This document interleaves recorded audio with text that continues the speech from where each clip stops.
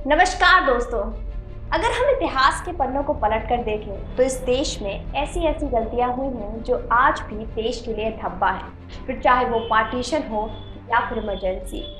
और फिर बात अगर गलतियों की ही हो रही हो और जवाहरलाल नेहरू का नाम ना लिया जाए तो ऐसा तो नहीं हो सकता। इसलिए इस वीडियो में हम जानेंगे कि नेहरू के काल में कौन कौन सी गलतियां हुई और उनका देश पर क्या प्रभाव पड़ा।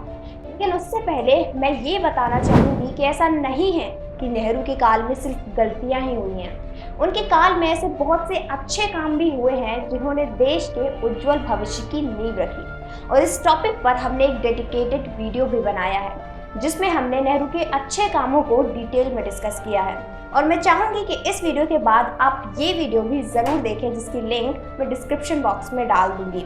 सो टॉपिक पर वापस आते हैं और जानते हैं नेहरू की गलतियों के बारे में। सबसे पहली गलती जो नेहरू के काल में हुई वो है यूएन परमानेंट सीट की। दरअसल 1950 में भारत को यूएसए के द्वारा यूएनएससी यानी यूनाइटेड नेशन सिक्योरिटी काउंसिल की परमानेंट मेंबरशिप का प्रस्ताव दिया गया था। दरअसल यूएनएससी में 15 सदस्य देश होते हैं जिनमें से 5 परमानेंट मेंबर्स और 10 नॉन परमानेंट मेंबर्स होते हैं। इन 5 परमानेंट मेंबर्स के पास वीटो जैसी पावर्स होती हैं। जब भारत को यह प्रस्ताव दिया गया था तब तत्कालीन प्रधानमंत्री जवाहरलाल नेहरू ने इस प्रस्ताव को ठुकरा दिया। क्यों ठुकराया इसके बारे में हमें कभी नहीं बताया जाता, लेकिन आज मैं आपको बताऊंगी कि नेहरू ने ऐसा क्यों किया। तो बेसिकली भारत को जो सीट यूएसए के द्वारा ऑफर की जा रही थी वो ताइवान की थी, क्योंकि जब 1945 में यूएन की स्थापना हुई तब ताइवान यूएन का फाउंडिंग मेंबर था। लेकिन चीन में गृह युद्ध के चलते चाइना और ताइवान आमने सामने आ गए और दिसंबर 1949 में दोनों देशों ने खुद को अलग अलग राष्ट्र घोषित कर दिया और अब दोनों देशों के बीच असली चाइना बनने की होड़ लग गई, जिसके बाद यूएन ने वन चाइना पॉलिसी को मानते हुए पीपल्स रिपब्लिक ऑफ चाइना को असली चाइना मान लिया। लेकिन चाइना एक कम्युनिस्ट कंट्री था जो यूएसए को बिल्कुल भी पसंद नहीं था और इसलिए यूएसए ने चाइना की जगह इंडिया को परमानेंट मेंबरशिप का प्रस्ताव दिया। लेकिन नेहरू का कहना था कि यह सीट ताइवान की है, जिस वजह से यह चाइना को ही मिलनी चाहिए और चाइना हमसे अच्छी तरीके से इस पोस्ट को संभालेगा। और फिर क्या, चाइना यूएन का परमानेंट मेंबर बन गया और अब वही चाइना हमारी परमानेंट मेंबरशिप को रोक कर बैठे हुए है और बार बार वीटो पावर का यूज करके यूएन में आतंकवादियों को बचाता है। दूसरी गलती जो नेहरू के काल में हुई वो है पंचशील समझौता। पंचशील समझौता भारत और चीन के बीच व्यापार और आपसी संबंधों को लेकर हुआ था। इस समझौते में मोस्टली 5 सिद्धांतों पर बात हुई है जो ये है। 1950 में जब चीन ने तिब्बत पर आक्रमण करके उसे अपना हिस्सा बना लिया तब भारत ने इसका ज्यादा विरोध नहीं किया, मगर जब चीन से भागकर आए हुए दलाई लामा ने भारत में शरण ली तब भारत और चीन के रिश्तों में कड़वाहट पैदा होने लगी, जिसे खत्म करने के लिए जवाहरलाल नेहरू ने 28 अप्रैल 1954 में पंचशील समझौता किया, जिसके तहत भारत ने तिब्बत को चाइना का हिस्सा मान लिया। इसी के बाद हिंदी चीनी भाई भाई का नारा प्रसिद्ध हो गया, मगर नेहरू की इसी गलती के चलते ही 1962 में इंडिया चाइना वॉर हुई और भारत का एक बड़ा हिस्सा अक्साई चीन चाइना के कब्जे में आ गया, जो आज भारत के लिए एक सिरदर्द बन चुका है जिससे उबर पाना बहुत ही ज्यादा मुश्किल है। तीसरी गलती जो नेहरू के काल में हुई वो है कोको आइलैंड्स।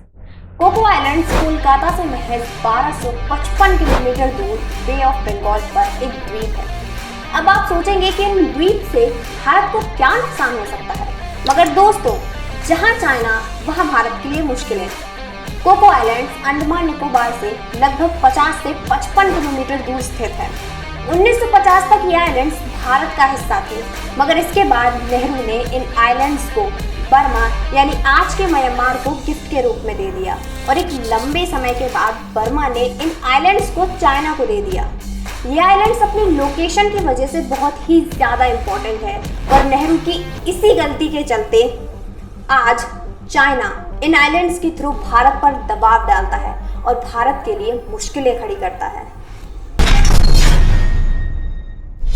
आजकल कुछ लोग अखंड भारत का नाम सुनकर खुश हो जाते हैं और फिर पाकिस्तान, नेपाल, बांग्लादेश, श्रीलंका, अफगानिस्तान, भूटान, म्यांमार और तिब्बत, कुछ लोग इन देशों को भारत का हिस्सा मानते हैं तो वहीं कुछ लोग इन देशों को भारत का हिस्सा बनते हुए देखना चाहते हैं। लेकिन अगर मैं ये कहूँ कि ऐसा सच में हो सकता था, मगर नेहरू की गलती की वजह से ऐसा नहीं हुआ।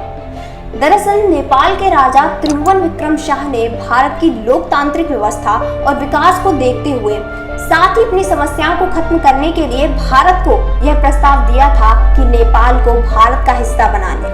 मगर नेहरू ने इस प्रस्ताव को ये कहकर ठुकरा दिया कि भारत और नेपाल के विलय से भारत को सिर्फ नुकसान होगा, जो भारत के लिए बिल्कुल अच्छा नहीं है। और आज उसी नेपाल की आड़ में चाइना हम पर नजरें गड़ाए बैठा है। पांचवी गलती जो इससे भी बड़ी है वो है ग्वादर पोर्ट को ठुकरा देना।